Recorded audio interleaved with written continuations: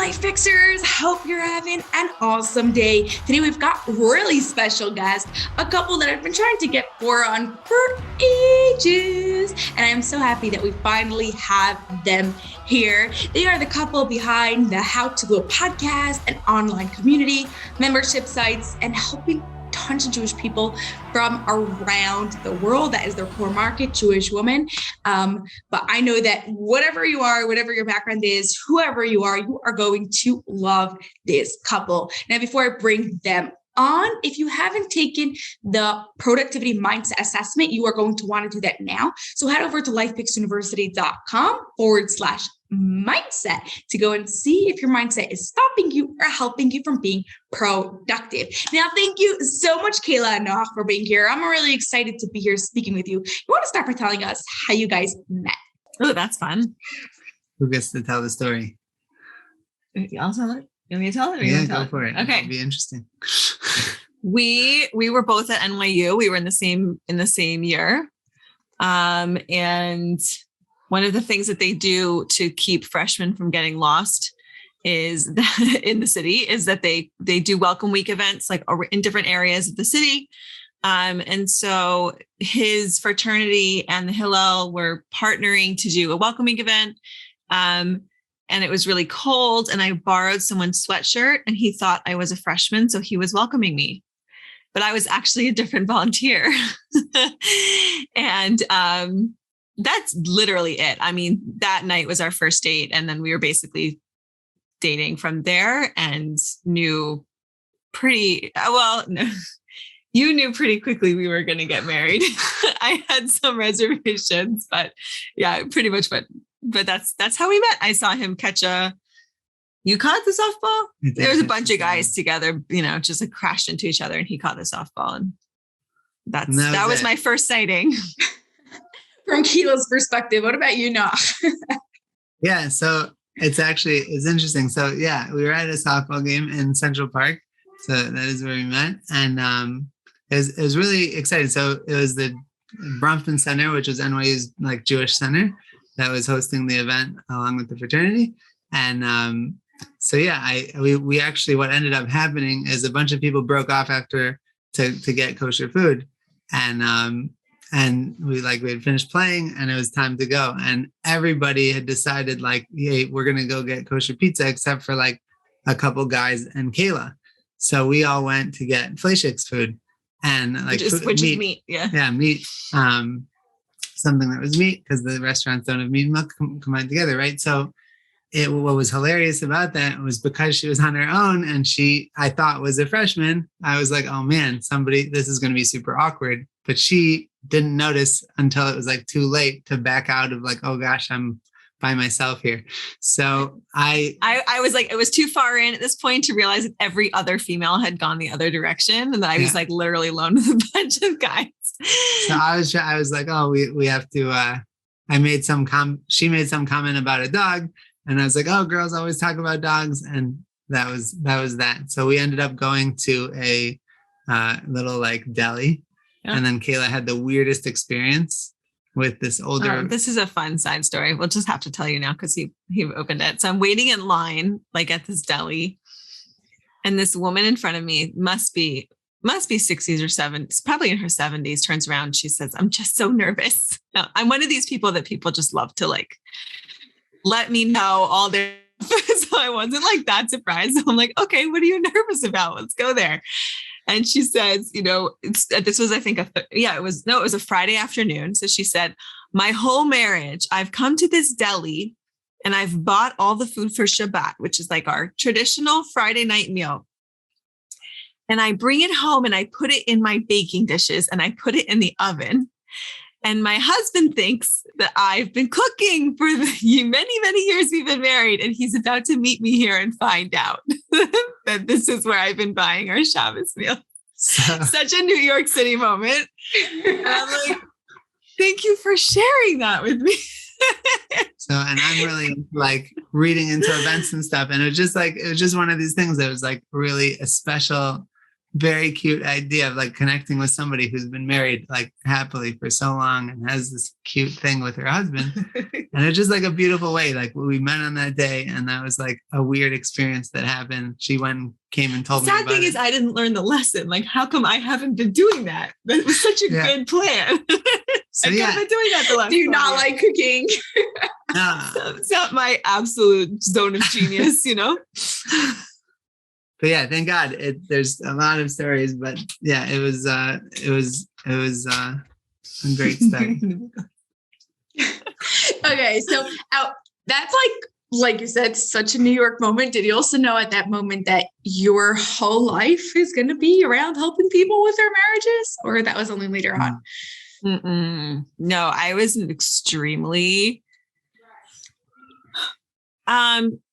I had been extremely jaded about relationships and like very cynical, and, you know, had come from a very like not at all motivated place.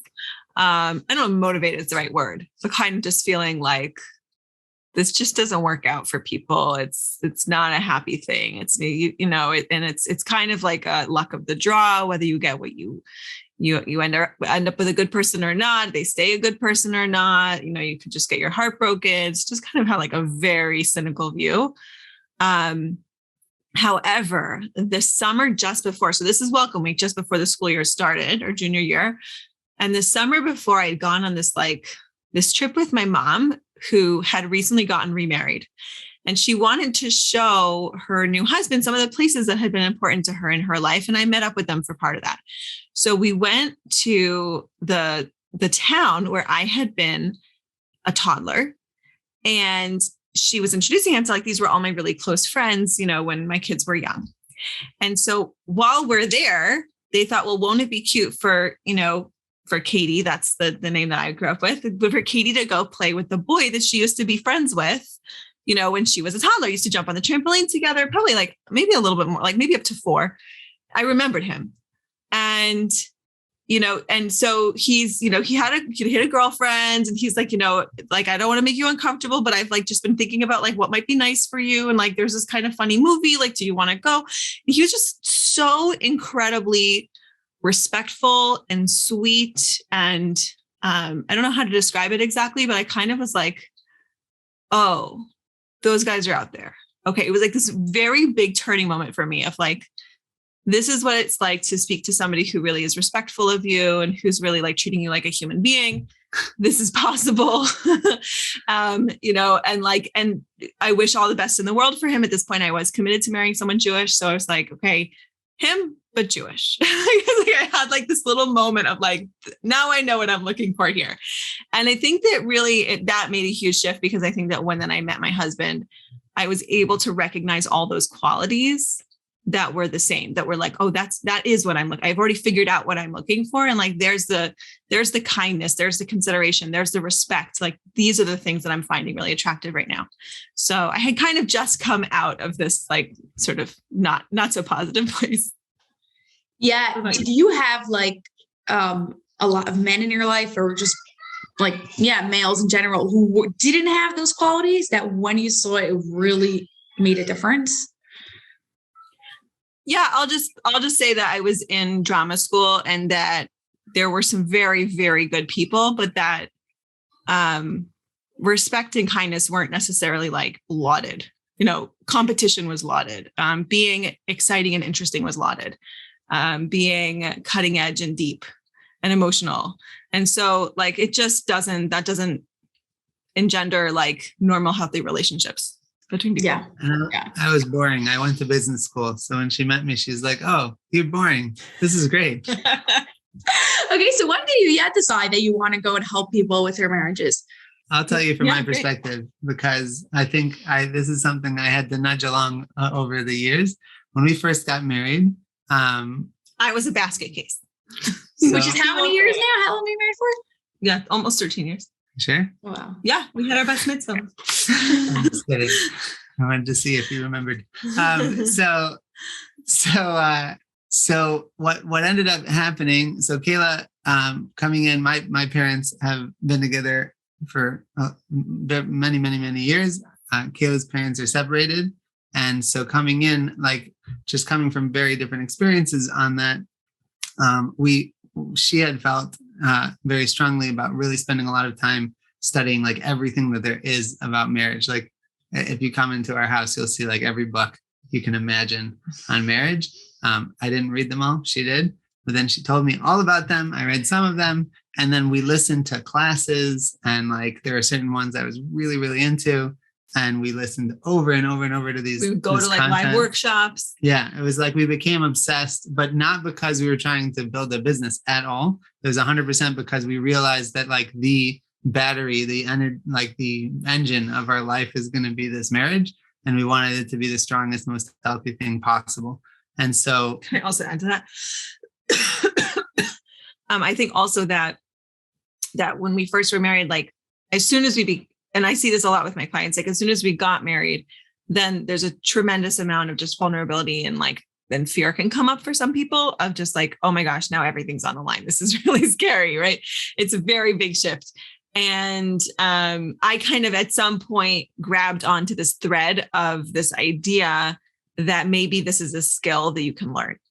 Right? Maybe it's not luck of the draw like I had thought. Maybe it's not you just hope that he stays a good person and you stay a good person and you keep liking each other. But maybe there's a skill here. There's something we can do. And so like, because that was kind of like my lifeline that was helping me sort of deal with all of my fears of, I want so desperately for this to work.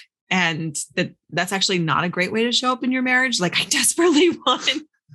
That's like not really like a wonderful energy. So like this was like, okay, maybe there's a skill, maybe there's something to learn. And that kind of just propelled me to want to just find out. And the more that I learned, the more I would just try things. And then I was like, well, that helped. What else can we try? So, and that was the other piece that like we learned early on was, you're not good at marriage when you start, right? You're figuring everything out. It's like, of course you're going to mess up. Of course there's going to be a lot of bumps along the road. But I think one of the things we learned from these classes and from really reading about it early on was that like those bumps are what make the marriage, right? Like when you hit a bump, you don't question, is this right? You get to celebrate getting through it together because that's what strengthens the whole thing. So that shift of perspective kind of changed the game. So a few years later, like 6 years later, what ended up happening is like she just continued to be a like super expert in all of this stuff. And I was like, okay, I'm sorry, but like you've gotten a bit too far to have this only apply to yourself. Like let's help other people. Let's see what you can do to coach others. So she got one coaching certification, started working with people one-on-one, sometimes in business, not necessarily in marriage. Then ended up really getting into another form of coaching that has really like fueled a lot of what she does today. And that form of coaching, the model that she teaches today, it transformed personally my life and my own work life. It started transforming a lot of the ways we operated as like human beings and our connection spiritually, our connection, to our family. It just really had a huge impact. And I saw the power and value of it. So I tried to convince her to launch a podcast and she refused. So I launched a podcast and for a period of time and it like did really well. And I showed her, look, an idiot can launch a podcast. And then I shut my podcast down and started working on hers and got her to finally do it. And it blew up and it just grew rapidly from there. And then once I think we saw that we were helping people and making an impact, it was a no-brainer. So Kayla, what did you think when Noach comes to you and tells you like, you have to go and help other people with it? Was that something you jumped to do? You were hesitant about doing? What was that like? I think for a lot of people, the thing you most want to do is the one that you have the most reasons why you can't. And so I was helping people with all sorts of things that when we had that conversation that I should really start focusing on marriage, I was already working as a coach. I was already certified. I was working as a coach. And I was very comfortable coaching people in business. I did very well with that. I was very comfortable coaching people in like career change. I did just like a lot of that type of thing. Even today, I still do a bunch of executive coaching, but like that was like very comfortable for me, which for someone else could be very scary to imagine, like helping someone and like, oh my gosh, you have to actually prove that you make money at the end of the day and all these things. And that wasn't scary. What was scary for me was marriage. But sorry, I just got over COVID. So I'm like, actually not just, it's like a week ago, But there was at one point he had, it was one of your coworkers who you suggested that she considered just doing a session with me, and then she ended up coaching with me for a while, and it was about relationships. And at that point I was like, the first point where I was stepping outside a little bit of like my coaching tools and saying like, also, do you want me to just share some information that I learned? Also, can I just like, I think this might be relevant. So I kind of had this whole like encyclopedia in the back of my head that I find fascinating and wonderful, but like, I'm not going to run around telling all my friends like, hey, you want to make your marriage better? Like that's like maybe not so socially appropriate. And so, but in this context where someone's specifically asking me questions, part of what I've really started to see with marriage is that there's a lot of mindset. I mean, there's a huge amount of mindset, but there's also a lot of just information.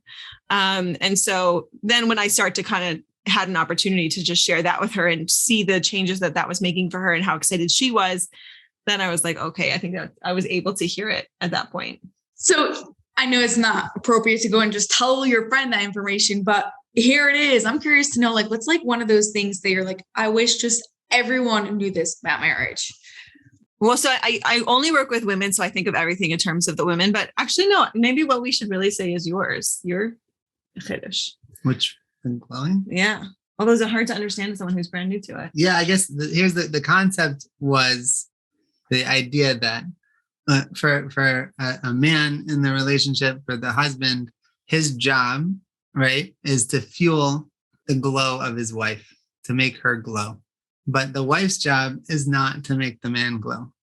The wife's job in that relationship is to glow herself, because that's what he wants to see. So I think when we and both of those are also the areas of the most inner growth, because for most men, to especially transitioning from their very single focus on building themselves and what they need to do as a single person to then putting this other person front and center, that's a huge like maturation that they have to go through. Like, she's first, how do I make her happy? And then for many women, to be available to be made happy is very hard, right? A lot of times what I'm coaching people on is like, they're asking for something from their husband, but they've set him up in a lose-lose situation. Like, there's no actual way to make her happy in the way that she's set up the request, right? Something like that, is there a win available to him? Is there a point in which you say, oh, you did that thing, now I'm going to be excited about it. I'm not going to say, okay, good, because you live here too, right? But I'll actually be happy. I'll actually be able to sort of be gracious and enthusiastic and appreciative, because that's what fuels him. And it becomes this sort of cycle of like, her happiness fuels him, which then makes him, now he's like, oh, wait, I can win here. So then he's back in, he wants to sort of keep finding more things, right? Because that was great. That felt amazing. And then she's getting even more support and more of what she needs.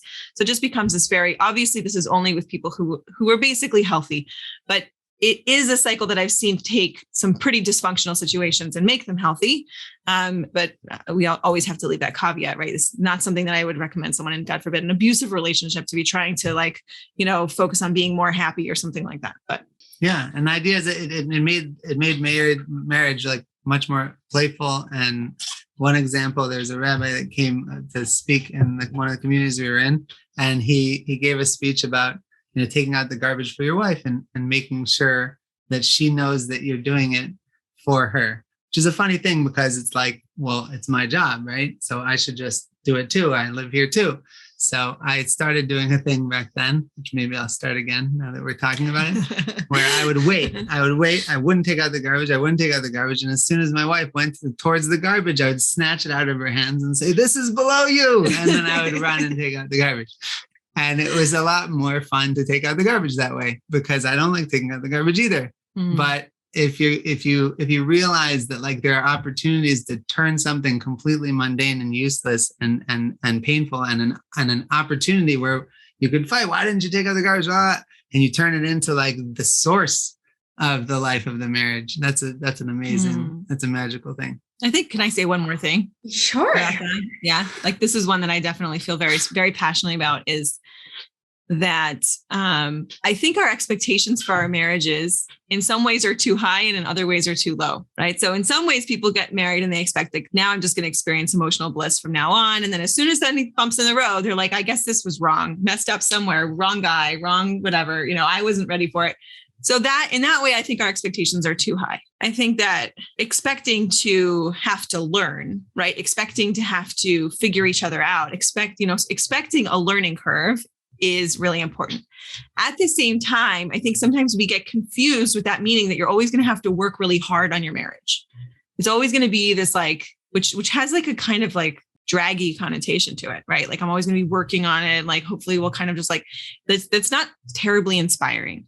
And I think I was around, 10 years, just to be fully transparent, where I kind of turned around and was like able to notice that the work that we had invested had like really paid off, and that we had done a lot of work and we had found the tools and tried tools that didn't work and gone through all the things. And like, you can get to a point where, do you need some maintenance? Do you need to make sure it's a priority? Absolutely. But it's not hard work anymore, right? You can get to a point where it's something that fuels you. And that's like a wonderful, positive, exciting part of your life. And I think we've lost sight of that in the conversation of like what's available to us, what's possible for us.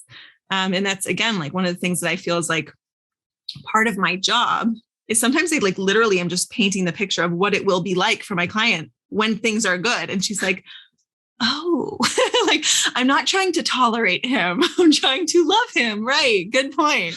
Right. And just like bringing it all back to the table of like, that's one of the things that coaching has really brought to the world is like, we get to go beyond functional. We get to go beyond good. We get to move towards sort of exceptional. Yeah, I think that is like so needs to be said more because especially like you're listening, even like you, how you're talking about how many books you read and how many workshops and things you've been listening to. It's like, does everyone have to do that in order to get a relationship like you? And it's not. It's like if you could work and put in that work and like you said, there needs that maintenance and that priority, but it doesn't have to be so dreadful. It could actually like almost like run by itself with like maintenance in it. Yeah. I'm just like willing to get to that point, but like it's available. And different people I think have different levels. Like if you have two people who grew up in a very, very functional, healthy marriages were modeled for them. So yes, there's going to be, the design of marriage is that you are so different and there's going to be personal growth that you're going to go through. But even that, it's like, we don't need to be looking at all of that as like hard work, you're going to be growing no matter what you're doing. So you might as well do it married. But just kind of, I don't know, like, and at the same time, even as I say that, I'm like, okay, but also hard work isn't a bad thing either. Like we work hard for things that matter to us. But you just said right? that for functional people who have functional models. What about the people who didn't? Then I think the expectation should be that there's gonna be more work, right? Mm-hmm. Like I think it took me more work to unlearn some of the things that I had learned and to, do that. And even with that said, my parents had a relatively healthy marriage, despite the fact that they ended up getting divorced. So, and I've also had clients who like really had very negative modeling. I never saw my parents fight.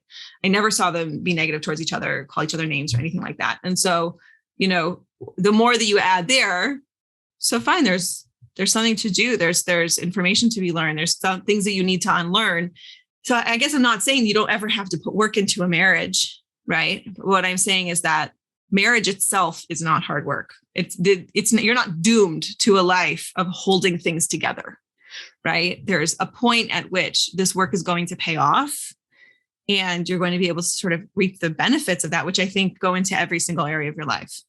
Yeah, 100%. And then just going back a little bit to what you said before about like the glowing and the husband making his wife glow, is it something that has to be worked on like both together? Like what if someone says like, okay, I'm willing to put the work in my marriage, but my husband is not? This is your question. I know, but I answer like the last thing. You're the cool person here. I'm the husband. I don't even get a title. No, I mean, absolutely not. I think, I only work with, I haven't met any of the husbands, and I've worked with hundreds of women and everything from, marriages that were on the brink of collapse and divorce all the way to marriages that needed some tweaking.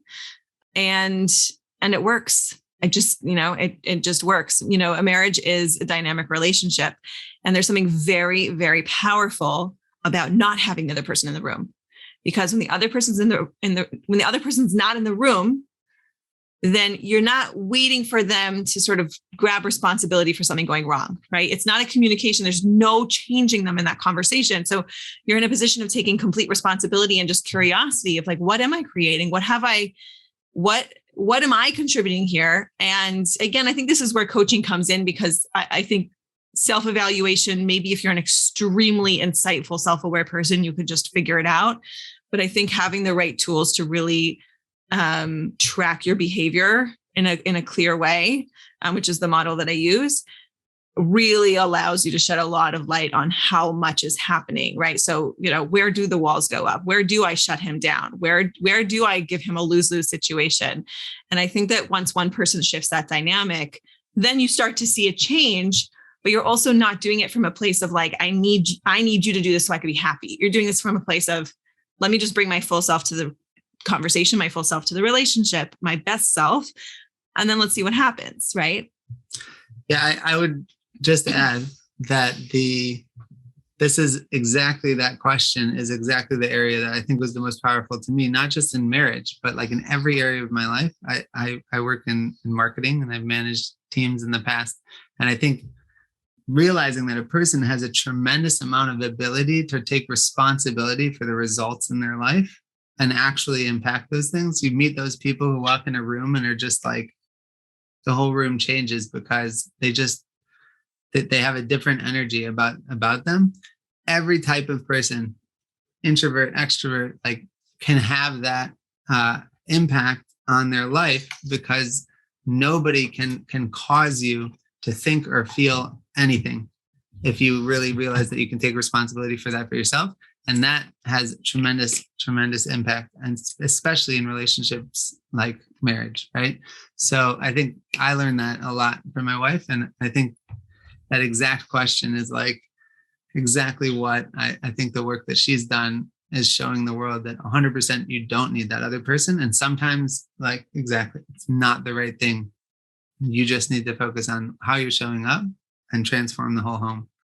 Yeah, taking 100% responsibility is such an important aspect in every single area of life. That it's like, once you do it, it's like, okay, no more blaming, no more excuses. It's like literally, okay. It's also really empowering because it gives you almost like that sense of control. Like you could actually do something about it instead of just like leaving it all to the other person. Okay, now, before we get like, we're almost up to the end here, I'm just curious, do you have any specific rituals that you do in your relationship that makes a massive difference?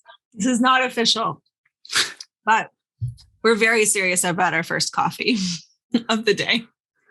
And yeah, so like I think that we just have created a lot of check-in times. Like, it's funny. I got really stressed out over the whole, like, you need to have a weekly date. If you're not going out on a weekly date, it's really bad. And finally, I just realized, like, wait, I have so many points of positive connection with my husband throughout the week. I understand that some people need that, but for us, it actually wasn't the most important thing. The most important thing for me was like the check-ins. So I think that's one big one. Well, yeah, we have, I call my wife on the way. Right now I have a commute. And so I call my wife on the way to work. If she wants to talk to me, then we talk. If not, I listen to a class on in the car. But a lot of times that's our ability to check in, sometimes on the home and the kids, sometimes it's on the business, but it's like, it gives us a good time where I'm completely, driving anyway. And she is home just getting her day started. So I think that definitely has been a great ritual. We're not the most like organized people. So rituals don't fit our schedule so well. I would say like we veer on the side of being a little bit like when there's an opportunity to like hang out and talk to each other, we usually take it, even if we should probably be going to bed. So that's also a thing. Yeah, we're not so structured. Yeah. Yeah, but you guys know what works for you and you're making it work for your relationship. So like you said, it goes back to self-awareness. I think everything starts with self-awareness. If you don't have that, you can't do the communication everyone talks about, heal anything from the past. So you're doing what works. That's good. Okay. So where could Life Pixers connect with you and learn more about you? So the best place is to go to KaylaLevin.com. That has where you can get to the podcast. How to Glow is the name of the podcast. And that's available on Spotify, Apple, all the places, Google Podcasts. And there I also have like a marriage check-in workbook. It's a mini workbook that anyone who signs up can get that. And it goes along with one of the podcast episodes. It's a really easy but powerful exercise for just getting an idea of like, a lot of people come to me and they want to work on their marriage, but they don't actually know what that looks like. So this kind of gives you a first step. Other than that, we're really in all the places, right? Kayla Levin Coaching on Instagram, your Noah Levin on Instagram, we're on LinkedIn. I think I gave you links for that. You could share in the episode notes. That will be in the episode notes. Yeah. Okay. Final question. You want to say something? No, the other thing that's just important to note is on the site, Kayla just launched there was a lot of demand and we were booked up. So she did just launch a member program. So if people want to work with her, then that is the way to do it. And now it's a really amazing thing. You can read more about it on the site. I won't try to pitch it anymore, but it is the third option as well. Awesome. Okay. Final question that gets asked to everyone is, how would you describe an extraordinary relationship without using love, trust, or connection? Ooh, that's such a good question. I think one of the things somebody said to us early on that has always stuck with me was that it's really all about being two people side by side, looking out in the same direction. I think in describing an extraordinary relationship, I think that there's something very profound. I'll say that this is like, in terms of Jewish wisdom, what we learned about marriage is that the person you're supposed to marry is decided, before the baby's even born, which means that exactly the path that you as an individual are meant to take, the things you're meant to learn, part of your life design, which is like your curriculum for becoming the person you're meant to be, a major part is your spouse. They are meant to bring out, to challenge, to help you grow in all of those ways. And I think there's a tremendous amount of meaning and comfort inside that idea. And what that really means is that every marriage is an exceptional marriage because you are matched to exactly the person that you need. That is so beautiful. Like, I've asked this to every guest from, I don't know, maybe episode 100. And now we're in past the 300s. And so I never heard anything like that. It's more like really showing how wherever you are, whatever you're up to, wherever you are in your journey, your marriage could be extraordinary. And it is with what you make it. So thank you so much, Kayla and Noach. This was really fun and really interesting. I appreciate you being here with us today. Yeah, thanks so much for having us on.